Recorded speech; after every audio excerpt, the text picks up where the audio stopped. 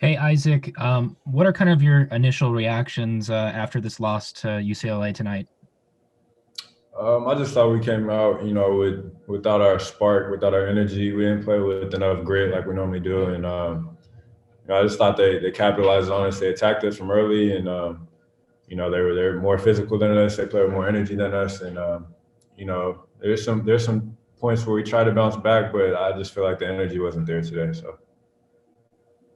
This is another game of yours that everything seemed to be clicking in terms of shooting the ball. Another game over 50% and over 20 points.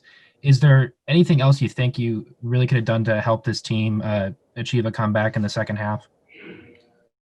There's plenty of things, I'm going to definitely go back and watch the film on it and see what I could have done better.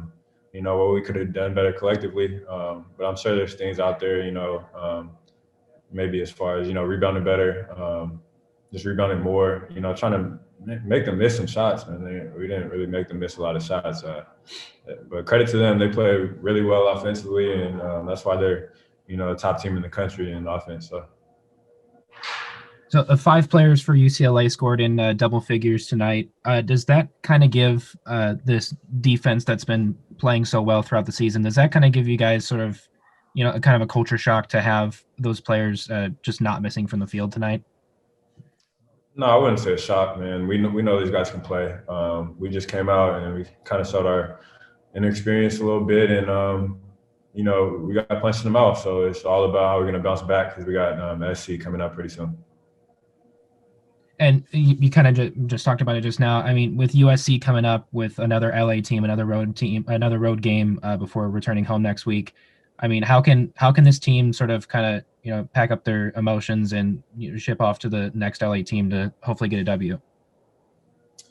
We're young, but I think we got some mature guys, and we know we gotta, we just got done talking about it a little bit. Just let it go and know what we didn't do, and bring that energy next game because there's no excuse, man. That's the beauty of the Pac-12 and beauty of the competition, man. You got good players next game, so you got to let it go out your head, man, and just figure out what you need to do better and go attack that. So that's what we'll do.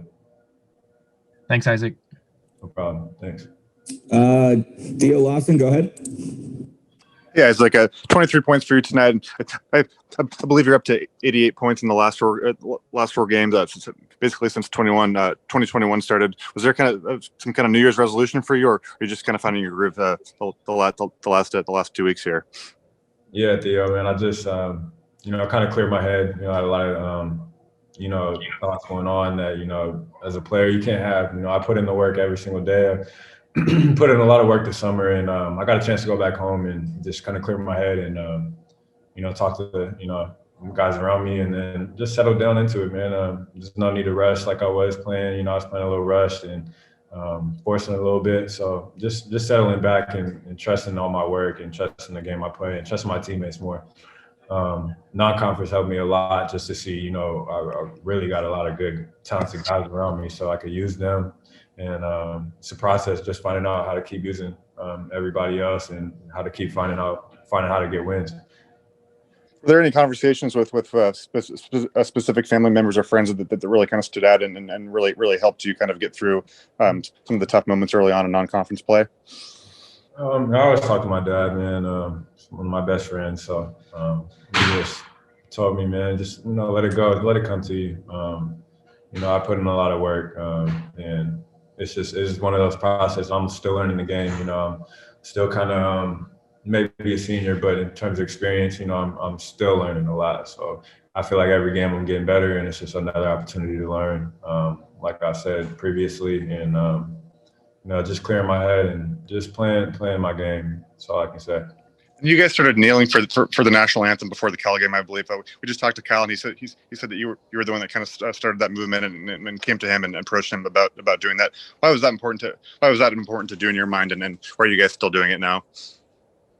Oh man, that's we didn't do the anthem today, but 100%, man. That's basketball aside, it's really important. What's going on in this country right now, and very divided right now. I feel like, and that's one of the things that we as a team, we talked about it wasn't just me, you know, it was other guys too. And we all talked about it and agreed on it because, you know, this is important, you know, for us, for our culture, for who we are, you know, as a country, just moving forward. I feel like, you know, all this division and, you know, there's a lot of unjust, you know, a lot of things going on, you know, in the world that's unjust right now. And we got to find a way, you know, just as we do as a team, find ways to get better and, you know, win. And we got to do that as a country. You know, we got to find ways to come together instead of be divided. So I feel like that's, you know, just showing our emotions towards the situation and our feelings towards the situation. We,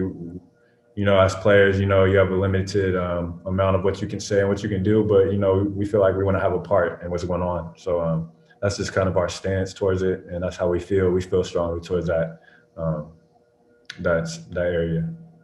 What does it mean to have a group of guys from so many different countries and backgrounds that haven't necessarily experienced everything that you guys have, maybe in America, that to have them kind of supporting you in this and really understanding where you're coming from and kneeling with you there?